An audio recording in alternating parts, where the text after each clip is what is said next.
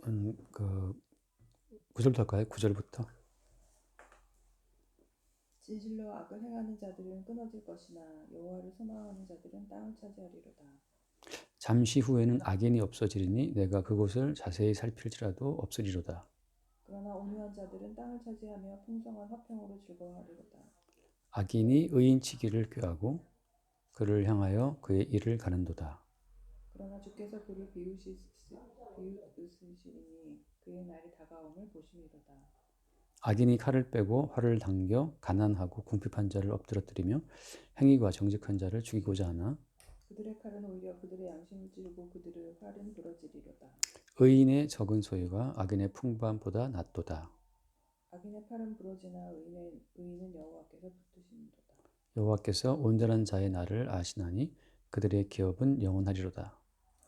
그들은 환난 때에 부끄러움을 당하지 아니하며 기근의 날에도 풍족할 것이나 악인들은 멸망하고 여호와의 원수들은 어린 양의 기름같이 타서 연기가 되어 없어지리로다.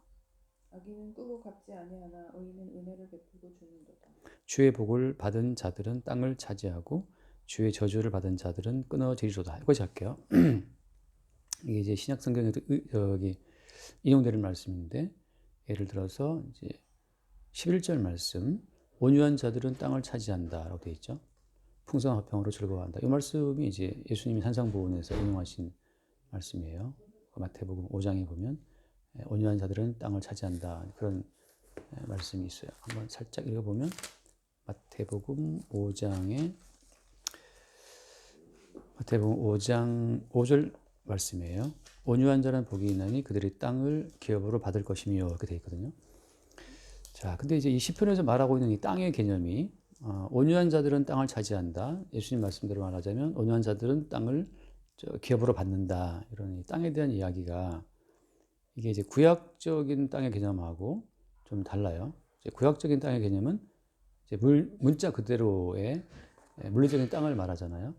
실제적으로 이제 구약에서는 그 땅의 어떤 그 뭐라 해야 되나 땅에 대한 그 말씀 자체를 실제 주님이 이제 그 땅을 주심으로써 이제 이루어 가시잖아요.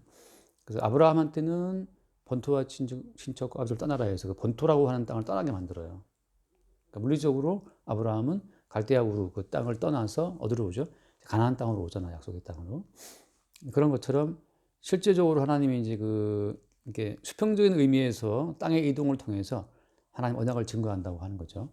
근데 지금도 이제 신약시대 사람들도 똑같이 수평적인 의미에서의 그 땅의 개념으로 성경을 이제 보는 것이 사실은 문제예요. 지금 사람들이 이제 부동산을 확장하는 그걸 가지고서 온유한 자들이 받게 될 복처럼 생각한다는 거지. 그러니까 지금 팔레스타인 그 땅 있죠. 이스라엘 그 땅 자체를 약속의 땅으로 보는 분들도 있어요.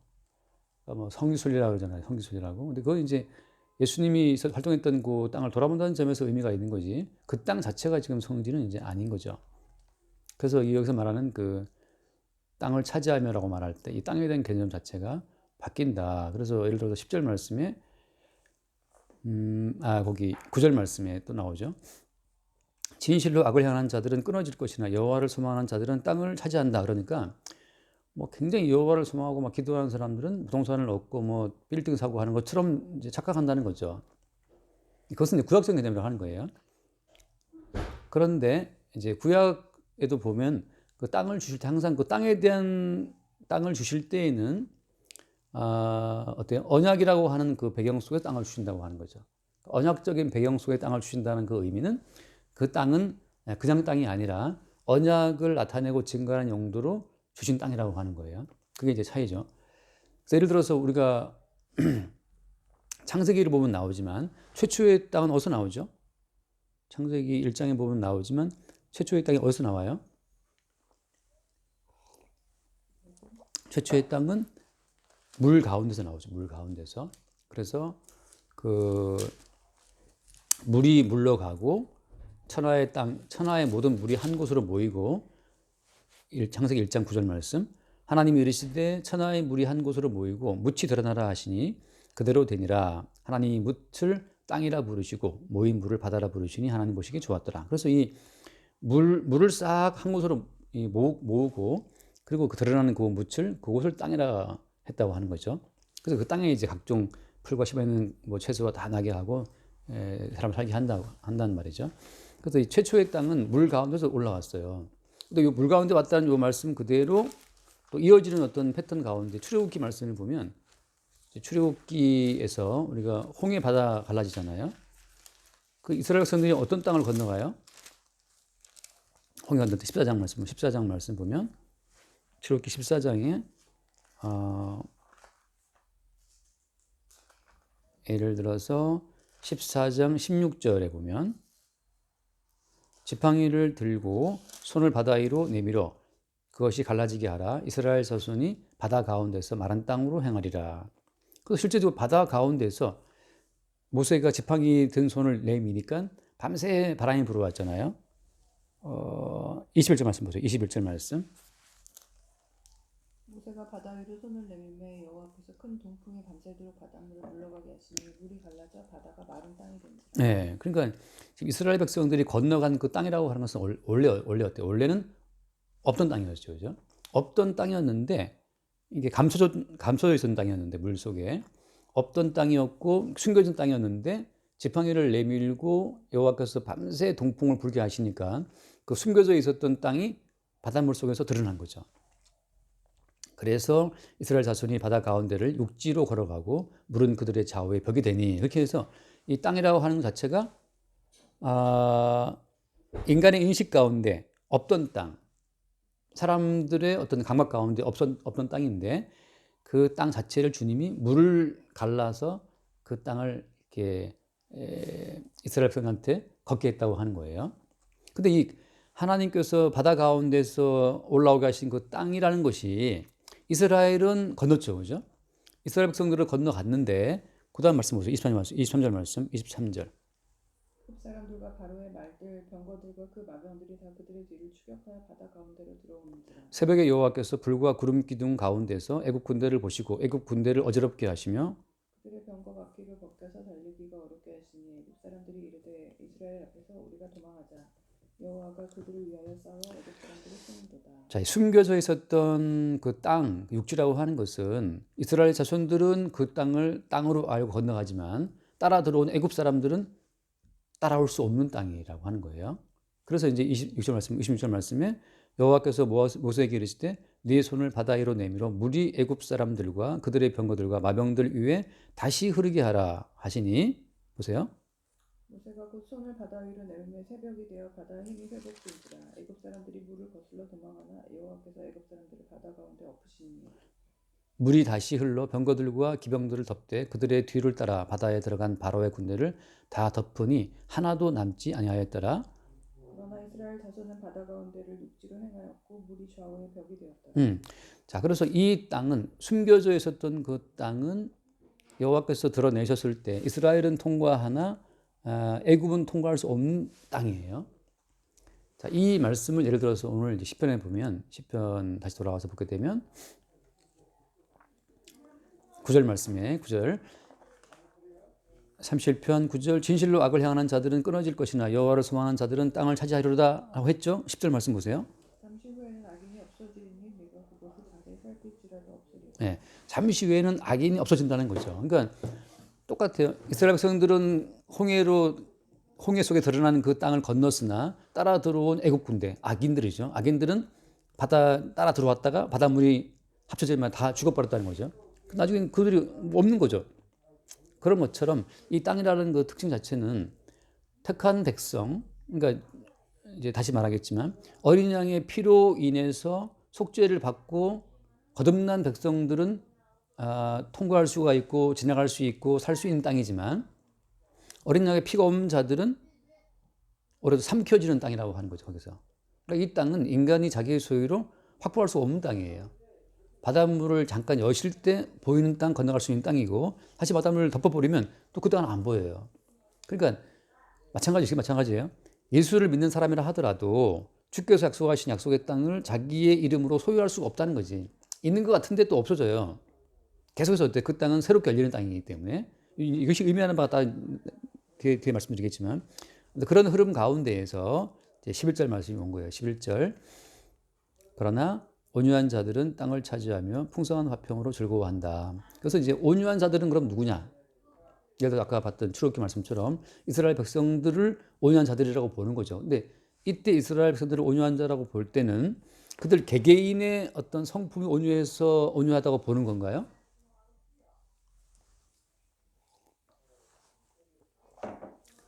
그건 이제 아닌 거죠.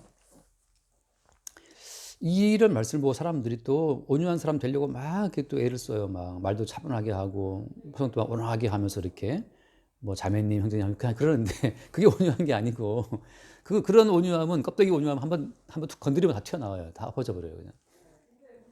여기서 말하는 온유함은 그들의 개별적인 성품에서의 온유를 말하는 것이 아니고 아까 말한 것처럼 어린 양의 피로 덮여 있는 상태.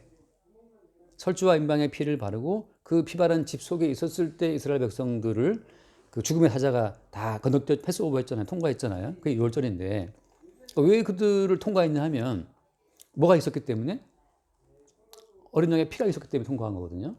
여기서 말하는 온유라고 하는 것 자체는 하나님 보셨을 때 이미 모든 진노의 심판이 충족된 상태가 온유한 거예요. 받아야 될 모든 심판과 저주를 이미 받은 상태. 그게 온유한 거죠. 그러니까 우리 개인으로 말하면 그렇죠. 개인으로 말하면 우리가 죽은 자가 되었을 때 온유해요. 자, 육신적으로 살아있는 모든 사람들은 온유해 보이지만 며칠 굶기면 다 포악해집니다. 저도 온유해 보이지만 온유 안 볼 수도 있겠지만 안 볼 수 있는데 배고플 때 엄청나게 예민해지거든요.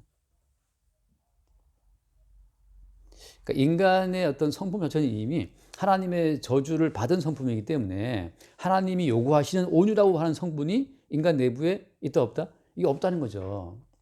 그러니까 하나님 보시기에 이미 네 속에 온유함이 없어. 네 속에 내가 기뻐할 성품이 없다고 이 판명 난 자들이 인간이기 때문에 에덴 동산을 추방됐거든요. 더 이상 우리에게는 하나님 앞에 내놓을 만한 온유함이 없어요. 그러니까 생각해 부부가 살아도 싸우죠. 자식과 부모 살아도 어때? 부모가 얼마나 자식 사랑하니? 그래도 어때요? 부모가 자식한테 화를 내거든. 나도 뭐 우리 은규한테 화를 낸단 말이지. 근데 은규는 표정만 바뀌어도 막 벌써 눈물이 걸성걸성해져갖고 굉장히 조심스러워요. 너무 여려가지고 좀 이렇게 인상만 좀 써도 벌써 막 화났지 하면서 막 눈물이 그렁그렁해져. 더 이상 무슨 말을 할 수 없어서 오히려 더 조심스러워요. 어떻게 그렇게 예민한지. 그러니까 우리 안에는 자식을 향한 아빠의 마음에도 온유함이 없다는 거지. 상황이 될 때 온유해 보이지만 그 온유해 보이는 그 얇은 그 금박을 싹 벗겨내면 그 속에 이게 뭐 성질이 다 들어있어요. 여기 포악한 속에 들어있어갖고 어떻게 될지 알 수가 없다고. 물론 그 맥기랑 옛날에 뭐라 하지 그걸 이렇게 도금 입힌 것이 얇은 사람은 금방 튀어나잖아요. 금방. 선생님 약간 얇은 편이죠. 이게 이 도금을 두껍게 입힌 사람들은 명쾌해서 화를 안 내요. 막 이렇게 자비롭게 보이거든. 근데 아무 그래도 한번 이렇게 부긁으면 긁히거든. 그럼 다 튀어나온다고. 차가 그 싹새 차인데 누가 이렇게 주차하다가 긁고 갔어. 근데 제가 그때 이 CCTV를 꺼놔가지고 그 앞에 그 뭐죠 그 차에 있는 그 카메라를 꺼놔가지고 모르겠는데 그거를 긁고 지나가고 흠이 생겼더라고. 얇은 성격이 또 나온단 말이죠. 그래서 여기서 말하는 온유한 자라는 것 자체는 우리에게는 온유함이 없어요. 그래서 실제 구약 성경의 그림으로 보자면 설주와 임방의 피바른 집 안에 있는 자들 같은 경우에는 그들의 개별적인 성품을 하나님 보신 것이 아니고 이미 쟤들은 죽어 마땅한 자인데 이미 진노의 심판을 받았네. 뭘 보고? 피를 보고. 그러니까 어린 양의 피 속에 있었기 때문에 그 모든 진노의 심판을 대신 받은 피 흔적이 있음으로 말미암아서 하나님께서 진노가 지나갔기 때문에 온유하다고 보시는 거죠. 자, 이 그림이 이 모형이라는 것이 이제 예수님이 오신 다음에 또 바뀌어요. 왜냐하면 그 모든 어린 양의 피의 실체가 누구였기 때문에 예수님이시기 때문에 그러니까 이제는 예수 그리스도 안에 있는 자들만이 온유함이 오는데 이 온유는 자체가 이 온유는 잠깐 말씀을 볼게요. 마태복음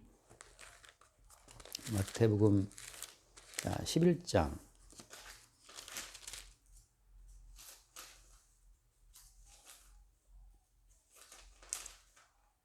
내가 마가복음 펼쳐갖고 마태복음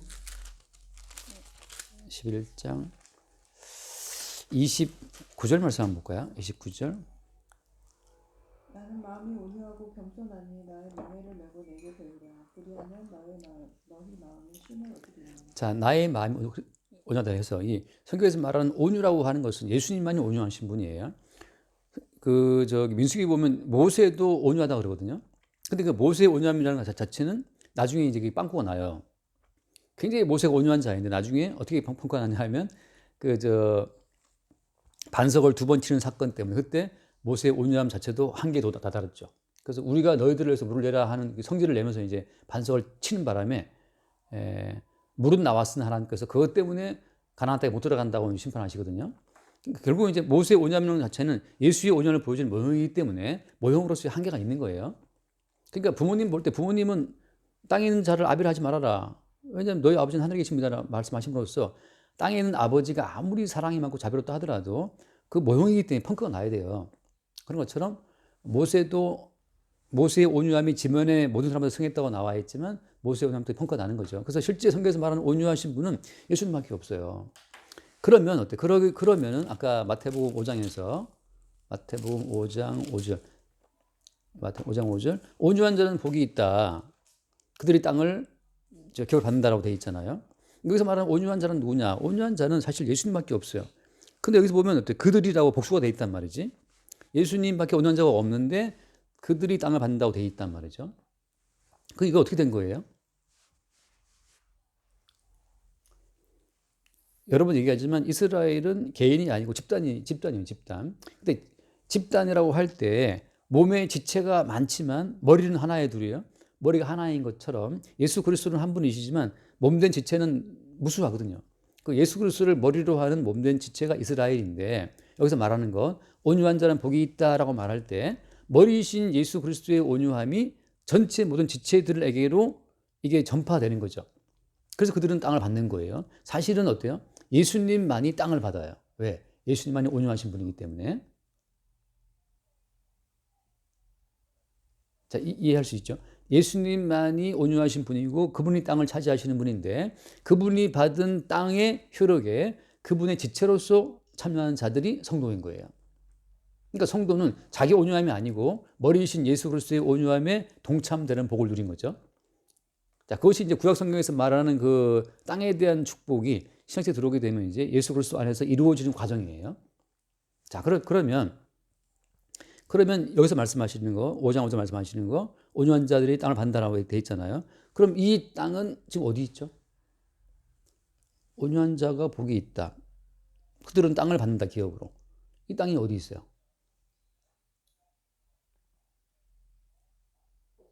이스라엘 백성들은 가나안 땅을 받았단 말이죠.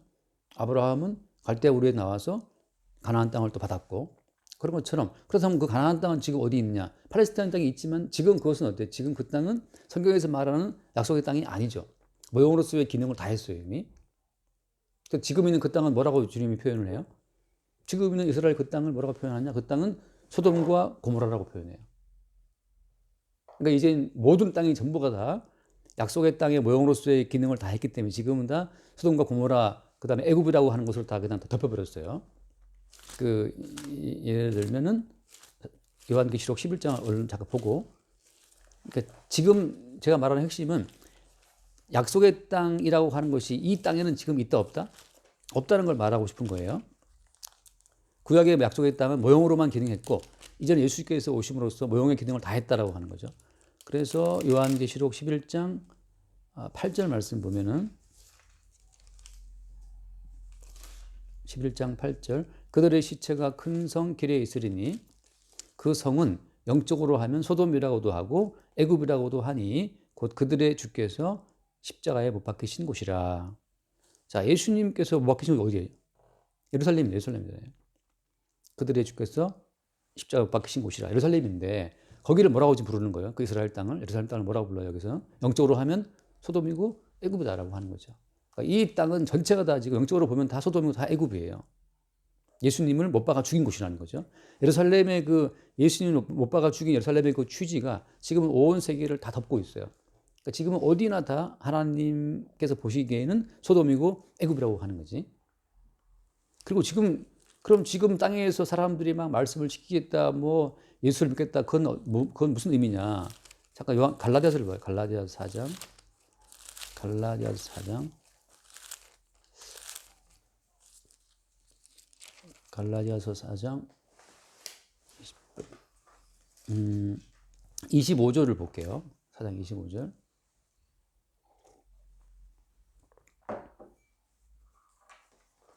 4장 25절. 이 하갈은 아라비아에 있는 신의 산으로서 지금 있는 예루살렘과 같은 곳이니 그가 그 자녀과 더불어 종로로 타고. 야, 이제 일단 고객이 먼저 보는 거죠. 자, 이 하갈이란 여자, 종이잖아요, 종. 이 하갈은 아라비아에 있는 신의 산으로서 이제 율법을 말하는데 지금 있는 뭐와 같다? 지금 있는 예루살렘과 같은 곳이니라고 한단 말이죠. 자, 율법을 지킴으로 말미암아서 하나님께 나가려고 하는 그 모든 시도는 지금 있는 땅에 있는 예루살렘인데 그것은 말하면 무엇이다?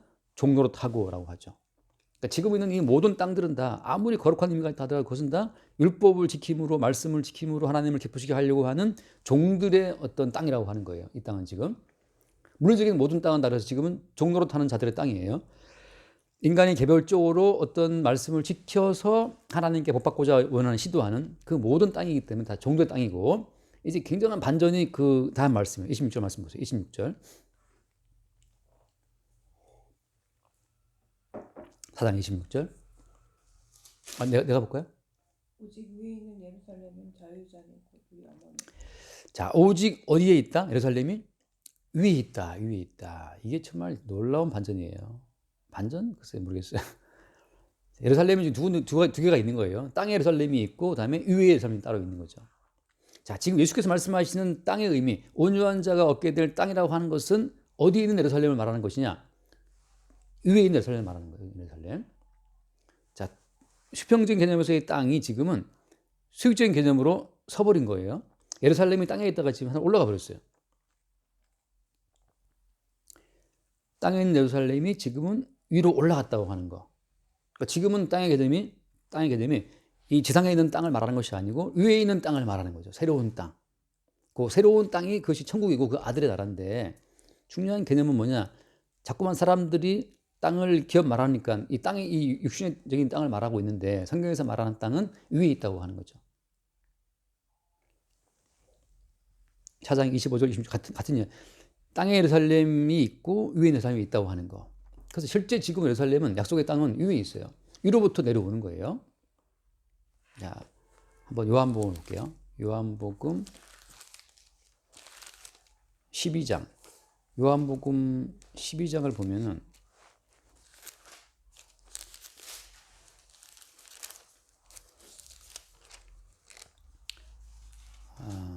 요한복음 12장 32절을 볼게요. 32절. 내가 땅에서 들리면 모든 사람을 내게로 이끌겠노라 하시니. 네. 자, 내가 땅에서 들리면이라고 하죠. 이게 십자가에 못 박혀 죽으신 말하는 건데, 못 박혀 죽음을 당하시고 사흘 부활하셔서 승천하실 것을 말하는데, 땅에서 들리면 모든 사람 내게로 이끈다. 주님께서는 땅에서 들려서 새로운 땅, 위에 있는 땅 올라가시고 그 위에 있는 땅에서 어때요? 위에 있는 땅에 계신 자기에게로 모든 사람들을 어떻게 한다? 이끌겠다고 말씀하시는 거죠. 예전에는 가나안 땅에서 이스라엘을 애굽으로부터 이끌어냈다면 지금은 주님께서 어때요? 땅에서 들림으로 말미암아 위에 올라가셔서 위에서 우리를 이끄신다고 하는 거죠. 그러니까 땅의 개념이 지금 바뀐 거죠. 위에 있는 예루살렘으로. 그래서 위로부터 우리를 부르신다고 하는 거. 성경에서 말하고 있는 약속의 땅이라는 것이 바로 위에 있다. 그런 점에서 아까 바다가 갈라짐으로 땅이 드러난 것처럼 위에 예루살렘은 지금 감춰져 있고 숨겨져 있는 거예요. 사람이 찾지 못할 곳에 있다고 하는 거죠. 예를 들어서 7장 요한복음 7장을 보면 요한복음 7장에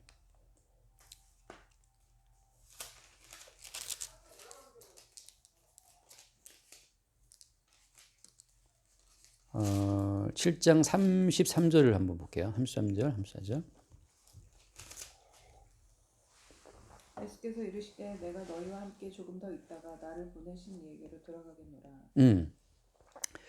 내가 나를 보내신 이에게로 돌아간다.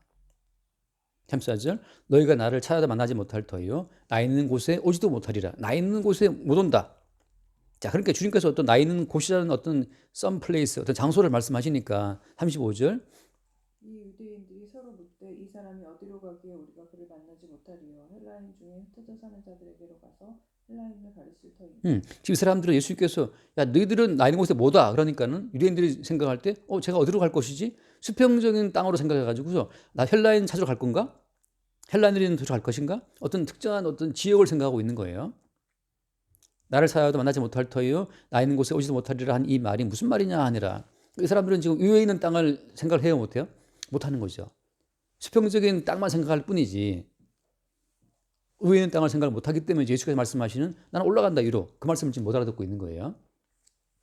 근데 원래 예수님께서 요한복음 3장에 보면 요한복음 3장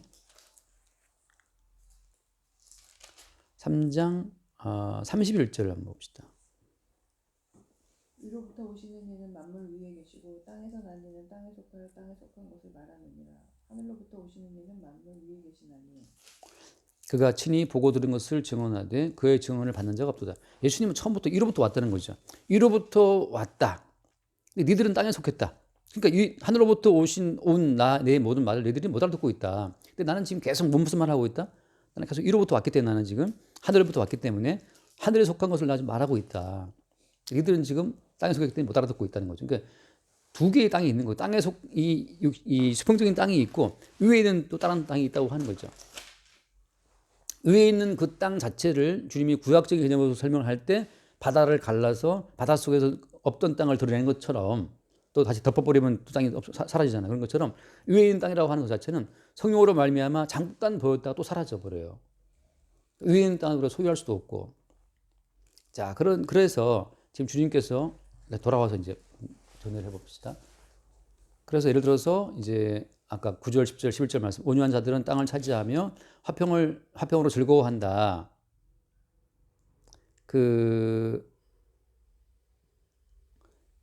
쭉 그렇게 예를 들면 12절 말씀 보세요. 12절. 악인이 의인치기를 꾀하고 그를 향하여 그 일을 가는도다. 아까 그 따라 들어왔던 애국 군사들 있죠. 애국의 군대 따라 들어왔지만 어때요? 13절 그러나 주께서 그를 비우시으리니 그의 날이 다가옴을 보심이로다. 지금 그냥 바다를 열었다가 잠깐 개통된 주의 땅이기 때문에 따라 들어온 의인치기를 꾀했던 그들이 따라 애국 군대를 주님이 다 덮어서 죽여버렸던 것처럼 그 15절 말씀 그들의 칼은 오히려 그들의 양심을 찌르고 그들의 활은 부러지리로다. 결국은 율법적인 열심으로 그 복된 땅을 추구했던 그들의 모든 것들이 결국은 다 망할 것을 말씀하고 있는 거죠. 그들은 자기의 행위로 율법을 지킨 자기의 행위로 말미암아서 예수를 믿는 그 복음의 성도들을 약간 치기를 그들이 꾀했지만 망한다는 사실을 보여주고 있는 건데 그다음 말씀은 16절 말씀 16절 의인의 적은 소유가 악인의 풍부한 부대 낫도다. 이런 표현은 상당히 반복적인 표현이에요. 예를 들어서 사라는 아기를 못 낳았잖아요. 근데 하갈은 아기를 낳았고 그다음에 한나는 아기가 없었고 브느나라는 여자는 아이들이 많았고 그런 것처럼. 근데 그 차이가 어디죠? 차이는 하갈에 낳은 이스마엘이 한 트럭이다 하더라도 그건 땅에 속한 자들이기 때문에 다 지옥 갈 자들이고 사라가 낳은 아들은 하나라 하더라도 영원한 생명에 들어간 자들이기 때문에 영원한 기업이죠. 의에 있는 기업에 들어간 자들이기 때문에 그 차이가 있어요. 그래서 의인의 적은 소유라고 하는 것 자체는 십자가에 죽고 부활하신 예수 그리스도로 말미암아 주어진 그의 온유함이죠. 개별적인 우리가 만들어낸 온유함이 아니고 온유하신 그리스도 예수 머리 대신 그리스도 예수의 온유함에 참여된 그 온유함이라는 것 자체는 적은 소유라 하더라도 풍부하다는 거지. 무엇보다 악인의 풍부함보다 사람들이 자기가 율법을 지키고 계명을 지켜서 스스로 만들어낸 그 온유함이 있단 말이죠. 성품을 잘 관리해 가지고서 성품을 잘 이렇게 키워 가지고 배양해서 만들어 놓은 그 풍부한 어떤 온유함보다도 그리스도 예수의 온유함을 조금 적게 받은 그 온유함이 오히려 낫다는 걸 말하고 있어요. 그러니까 예컨대 뭐 가발을 써봤나 모르겠지만 옛날에 한번 정한이가 가발을 사는데 너무 약간 좀 무섭더라고 가발. 근데 그 가발을 또 은규가 또 딱 쓰니까 또 어울리더라고. 또 막 이게 막 긴 가발. 근데 그 가발이 아무리 멋있어도 내 머리카락은 아니잖아요. 가발이 아무리 풍부하고 막 예뻐도 내 머리카락보다 못한 것처럼 그리스도 예수의 온유함에 연결되어서 그 온유함을 받는 어떤 성도의 풍성함이라고 하는 것 자체는 악인이 자기의 스스로 만들어 놓은 풍부함보다도 크다는 걸 말씀하고 있어요. 그래서 17절 악인의 팔은 부러지나 의인은 여호와께서 붙드신다. 18절 한번 읽어보세요. 여호와께서 온전한 자의 말을 아시나니 그들의 기업은 영원하다. 네. 온전한 자라는 자체는 개별적인 온전함을 말하는 것이 아니죠. 온전하신 그리스도 예수의 지체로 붙어 있기 때문에 그로부터 공급되는 온전함 속에 있는 자들은 영원하다고 하는 거죠. 그들의 기업은.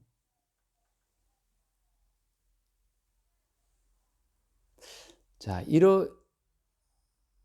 이렇게 이런 식으로 땅의 어떤 의미가 바뀌고 땅을 차지하는 온유함도 바뀐다고 하는 거예요.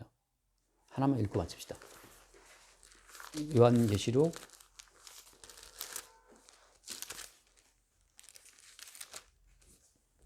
19장 요한계시록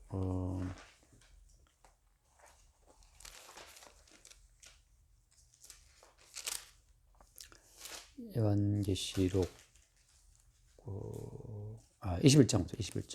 21장 9절 말씀을 보면 21장 9절 일곱 대접을 가지고 마지막 일곱 재앙을 담은 일곱 천사 중 하나가 나와서 내게 말하여 이르되 이리 오라 내가 신부 곧 어린 양의 아내를 내게 보이리라 하고 10절 성령으로 나를 데리고 크고 높은 산으로 올라가 하나님께로부터 하늘에서 내려오는 거룩한 성 예루살렘을 보이니. 자, 9절 말씀에서는 뭘 보인다고 했어요? 어린 양의 아내를 보인다 했잖아요. 어린 양의 아내를 보인다고 했는데 그 다음 말씀 보니까 뭐가 내려왔어요? 실제 내려온 것은 거룩한 성 예루살렘이 내려왔죠. 그러니까 이것이 바로 위에 있는 예루살렘, 주께서 만드신 새로운 땅이라고 하는 거예요. 주께서 만드신 새로운 그 땅인데 거기는 무엇이다? 어린 양의 아내라고 하는 거지. 그 어린 양이신 예수 그리스도와 한 몸 된 자가 내려오는 거예요. 그런데 그 11절 말씀 보면 11절에 하나님 영광이 있어 그 성의 빛이 지극히 귀한 보석 같고 벽옥과 수정같이 맑더라 하고 이제 그 뒤에 쭉 보면 나오지만 또 보세요. 12절 말씀. 크고 높은 성곽이 있고 12문이 있는데 문에 12천사가 있고 그 문들 위에 이름을 썼으니 이스라엘 자손 12지파의 이름이. 네, 이것이 말하면 이제 온유한 자는 복이 있나니라고 말할 때 예수 그리스도의 온유함에 참여됨으로 말미암아서 새 예루살렘 성을 차지한 자들의 영광이라고 하는 거예요. 이게 예수 12지파들이고 그러다 이제 모든 성도들을 다 포함하는 용어예요. 그래서 그들은 다 이게 단장되어 있어요. 둘이 다 안 보겠지만 보석으로 말미암아서. 그러니까 이러한 영광이 아까 봤던 것처럼 10편에 봤던 것처럼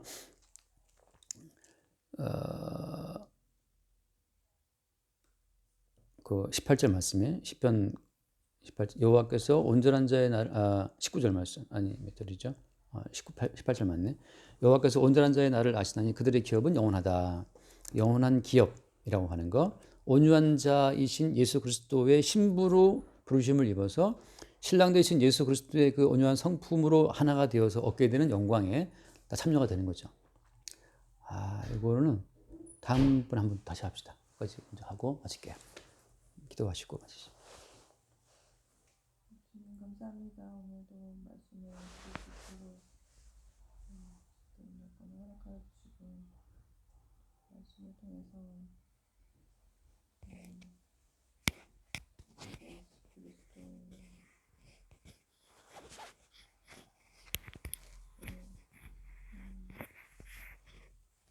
들리신 예수 그리스도로 말미암아 예루살렘을 약속의 땅임을 알게 하시니 감사드립니다.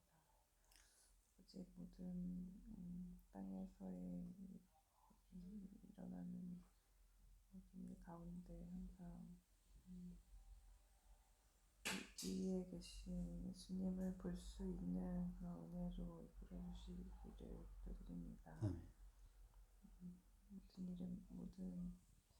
예수 이름으로 기도드립니다. 아멘. 주님 감사합니다. 온유한 자가 차지하게 될 받게 될 땅의 의미를 그리스도 예수 안에서 새롭게 알게 하시니 감사하고 우리의 영원한 기업이 되시는 그리스도 예수의 그 은혜의 가치를 늘 새롭게 보게 하여 주옵소서. 우리 주 예수를 기도드립니다. 아멘.